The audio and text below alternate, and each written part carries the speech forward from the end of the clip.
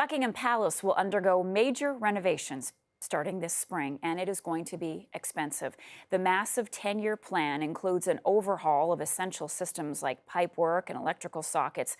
It's expected to cost as much as $700 million. CTV's royal commentator Richard Berthelsen is joining me now with more on this. Good morning, Richard. Good to see you. You too. This is a staggering amount of money, but there is a staggering amount of work that needs to be done. Let's talk first of all about the work that is required at the palace, just how massive this is. Well, it's obviously a very large building, very old building. Hasn't really been attended to in any great way since following the Second World War, after which it had been bombed. That's probably the only reason they did anything at that time. So there's a lot of work. And like a lot of major buildings, as we know in Canada, when you have a major building that has to continue functioning. Because the Queen will be living there. Well, partly. I mean, she's there, a couple of days a week, probably 6 or 7 months a year. But there'll be ceremonies going on there. The balcony will be continuing to be used. And let's remember, there's 300 staff that run the monarchy that fundamentally are working in the building. So this is a kind of a high-end hotel with museum-quality pieces, a lot of entertaining space.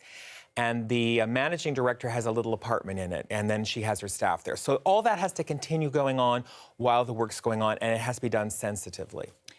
Now, Buckingham Palace, yes, it is the home or one of the homes of the Queen, but it's also used for a lot of different functions. Tell us about why the palace is so important.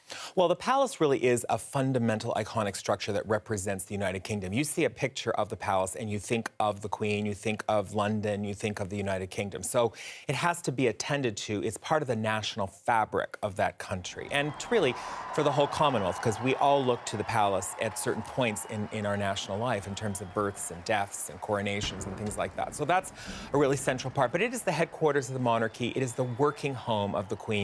Although she probably wouldn't think of it as her home. She probably thinks of Windsor or maybe Balmoral, certainly Sandringham out in the east of England, as more like places where she actually lives her life.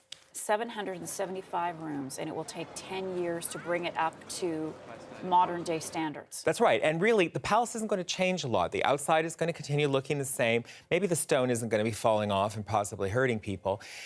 It's the pipes, it's the electricity, and all the stuff that was never contemplated insofar as the internet and things like that. But there will be a big improve for visitors to the palace. So the whole program of people touring the palace in the summer into the fall months, that's going to be increased by 15 days. It'll be more amenable to them.